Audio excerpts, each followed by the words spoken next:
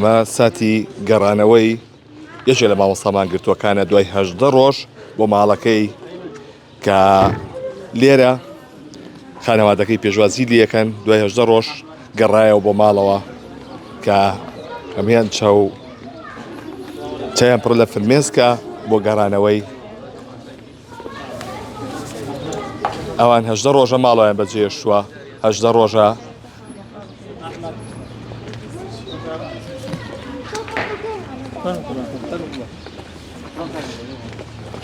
مامۆستا دڵشاد بابانی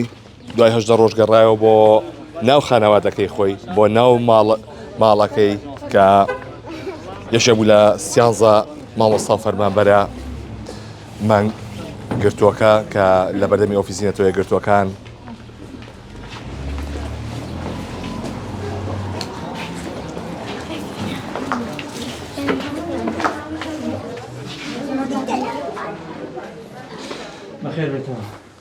مامۆستا دوای 18 ڕۆژ خۆ فەرمودانی شامیش دەمەلاتەوە دوای 18 ڕۆژ گەڕایتەوە ناو خانەوادەکەی خۆت چ هەستێکە بەخێر بێن سەرم سەر چاوم سەرەتا عەجێتتان کێشا دەستا خۆش بێت ئێمە دوای ئەڵەنە بەمازم بۆ بە 20 ڕۆژێش خۆ چۆنگە 15 ڕۆژ لە ناو خێمەکە بووین 5 ڕۆژ لە نەخۆشخانەی شار بووین ئێستا کە هاتوینەتەوە بەڕاستی زۆر دڵخۆشین چونکە خۆ دەزانیان بۆ کەسێک لە خانەوەی لە جێگەی خۆیان زیاتر ئاسوودا بێت ئینشاءالله هەموو کەسێک ئاوا دڵخۆشە بێت و ئەم کارەی ئێمە بەهۆی ئەوەی کە هەموومان دڵخۆش بێت بەنیازی چیکە پلانە چییە؟ وڵاهی ئەوەی کە هەیە لە ئێستا ئێمە بە جۆرە ڕێنمایی تەندروستی بێ بۆمەوە هەفتەیەک و ڕێنمایانە جارە جێبەجێ بکەین دواتریش سەردانی نەخۆشخانە بکەینەوە بۆ لای دکتۆرەکان هەتاوەکو بزانین ڕێنمایی تازەمان چی پێدەن دوای ئەوەی کە ڕێنمایەکان تەواو بۆ ئەو کات ئێمە کۆمەڵک پلان و بەرنامەی خۆمانمانێ هەم بۆ ئیشی شەقام هەم بۆ ئیشی تایبەتی خۆشمان وەی تەندروستی باش بۆ تۆ ئەمە خێزانی بەڕێستا ئەو خوشکمە ئەویان ئەوش سوژدەی شکرێ بەرد لە بەردەرگا هەت چێستێکە یەکە گەڕاوەتەوە ناوتان ئێستا وڵاستێکی زۆر خۆشمانەیە زۆر سوپاسی خۆی گەورەکەین کە بە سەلامەتی و بێەوەی گەڕاوەتە ناومان ئەنی بەڕاستی ئەم ڕۆژانە بۆ ئێمە زۆر قورس بوو زۆر بە ناڕەحەت تێپەڕی بە تایبەت بۆ ئەم خانەوادی ئێمە چونکە ئێمە تا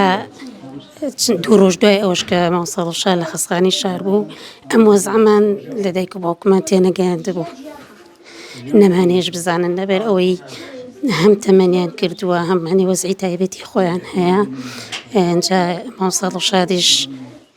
مناڵێکی خۆشەویست و چۆن بڵێ بەڕێزە لەلایەن لەبەرەوە نەمانەوی زۆر خەفەت بکۆن لەبەر ئەوە زۆر ناڕەحەت بەسەرمان هەتێپەڕی ئێستاش زۆر دڵخۆشین زۆر سوپاسی خۆی گەورەکەین کە گەڕاوەتەوە ناومان سپاس بۆ تۆ بچمە لای خێزانی مامۆستا دڵشاد چه هەستێکە دوای چەند ڕۆژ گەڕاوەتەوە بۆ ماڵەوە هەستێکی زۆر خۆشە ناتوانم تعبیری لێ بکەم ئێوەش بەخێر بن دەشتان ساغ بێ ئەو چەند ڕۆژێک کە لە ژێخیەوە تا بوو